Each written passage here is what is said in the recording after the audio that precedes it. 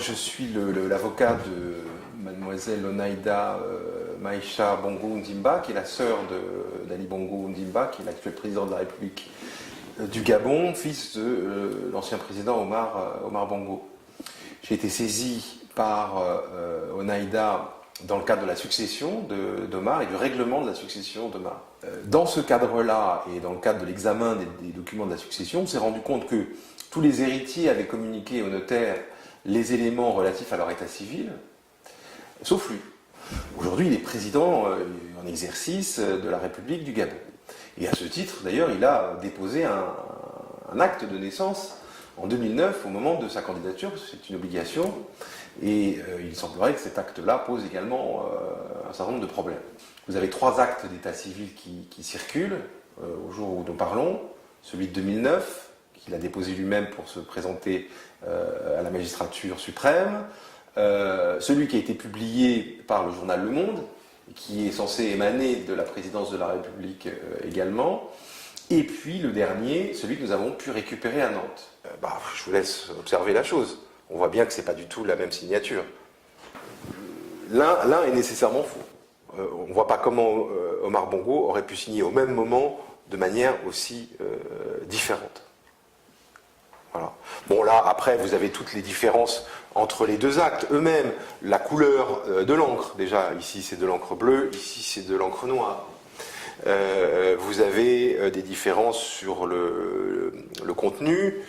Numéro 47 du 10 février 1959, ici c'est du 10 février 59. Après, vous avez les mots eux-mêmes qui sont coupés à un endroit et qui ne sont pas à l'autre. Ici, de sexe masculin, vous le trouvez sur la 3e ligne. Ici, sur la 3e ligne, il est coupé, il se retrouve sur la 4e. Franceville, ici, se trouve sur la 4e ligne en entier. Et ici, Franceville se trouve coupé entre la 4e et la 5e ligne. Il y a une autre chose extrêmement troublante sur ces 2 actes-là. C'est que Dominique Ngala-Kanda, qui est censé être l'officier d'état civil qui signe ces 2 actes, déjà, il ne les signe pas. Premièrement. Mais surtout, M. Ngala-Kanda n'est plus à Brazzaville en 1959. Donc on ne voit pas comment il aurait pu signer ces actes-là. Les enjeux pour nous, dans le cadre de ce dossier, sont des enjeux financiers, des enjeux privés de règlement d'une succession. Voilà.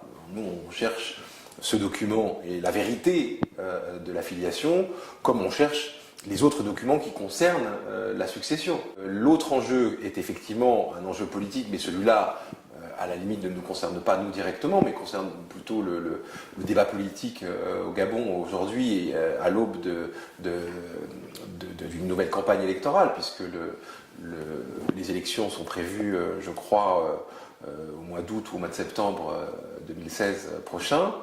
Donc la campagne va s'ouvrir, et c'est vrai que la Constitution du Gabon prévoit en son article 10 que le président de la République doit être gabonais.